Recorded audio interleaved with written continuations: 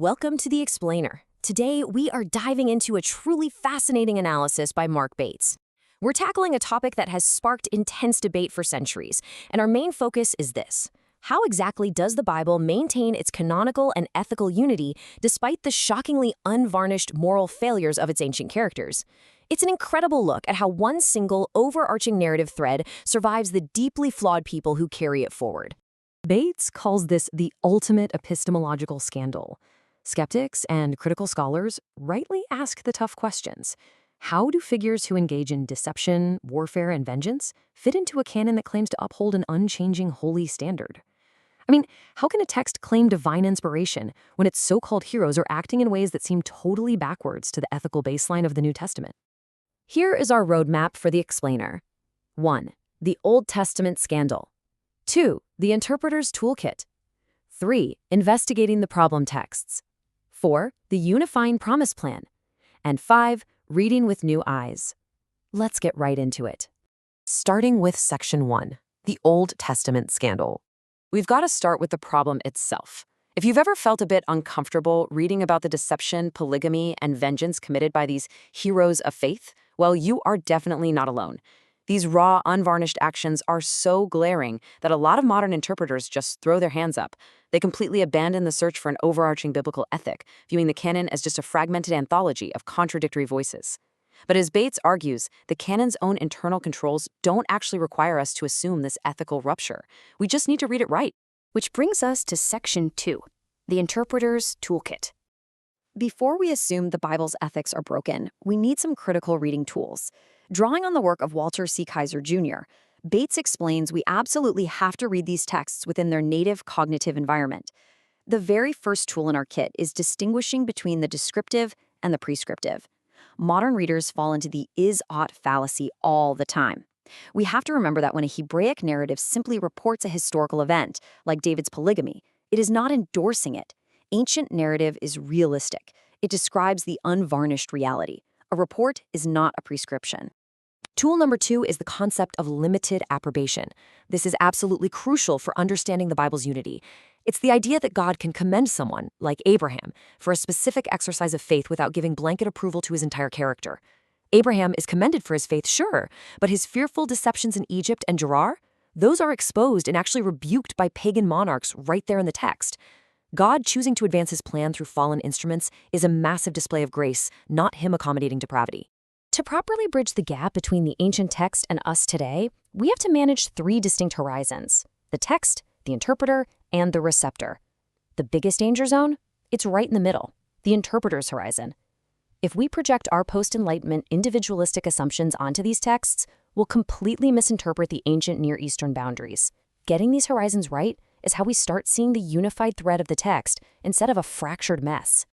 Let's put this into practice with Section 3, investigating the problem texts. Let's apply our toolkit to a prime suspect. You know the story. The elderly prophet Elisha seemingly unleashing bears on innocent toddlers for a playground insult. Go up, bald head. Critics love pointing to this as peak arbitrary cruelty. But let's look closer. Applying a grammatical historical reading completely shifts the picture. The Hebrew word used there, na'ar, actually translates to young adult men or even a military age group. This was a sizable, organized mob. Plus, Bethel was an apostate center of calf worship. That chant wasn't a joke. It was a blasphemous rejection of Elisha's prophetic office and Yahweh's word.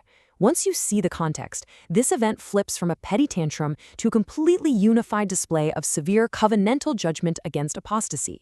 We can resolve the issue of deception the exact same way. Did God endorse Rahab's deceit or Abraham's lies? Applying our descriptive versus prescriptive tool, the answer is clearly no. The text never commends the patriarch's cowardly lies. Like we saw, Abraham's deception almost causes a disaster. But people like Rahab and the Hebrew midwives, they are commended strictly for their fear of God and for preserving innocent life under absolute tyranny, not for deceit as some sort of general ethical policy. Ancient convention matters so much here. Take the infamous lex talionis, the eye for eye principle.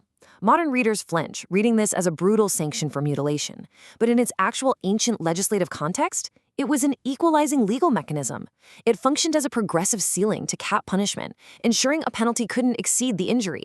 It was strictly a guide for judges, not a license for personal retaliation, which the text actually explicitly forbids in other places. This contextual lens is absolutely vital for understanding corporate solidarity too. Think about the story of David handing over Saul's descendants. Our modern individualistic brains recoil at this. It looks like arbitrary slaughter. But the ancient legal framework operated on corporate solidarity, where the king's house represented the entire nation. Royal blood guilt literally polluted the land, which required a public clearing of covenantal guilt. We resolve the tension by recognizing that the text is operating on ancient legal solidarity, not our modern individualism. Which takes us to Section 4, the unifying promise plan. Now that we've cleared away those misreadings, we can finally reveal the massive underlying thread that holds this whole thing together. Kaiser calls this the promise plan of God. It's this beautiful, organically unfolding redemptive purpose. It kicks off with the seed promise in Genesis 3:15, gets formalized with Abraham, administered at Sinai, established in the Davidic royal line, internalized in the new covenant of Jeremiah and Ezekiel, stretching all the way to Paul's olive tree metaphor in Romans 11. The big takeaway? This is how the Bible maintains its unity. The plan advances continuously through flawed human instruments without ever compromising God's immutable holiness. And this continuity perfectly explains the ethical trajectory of Jesus. Far from some sort of ethical rupture, Jesus in the Sermon on the Mount doesn't dismantle the Old Testament standard, he completely fulfills and intensifies it.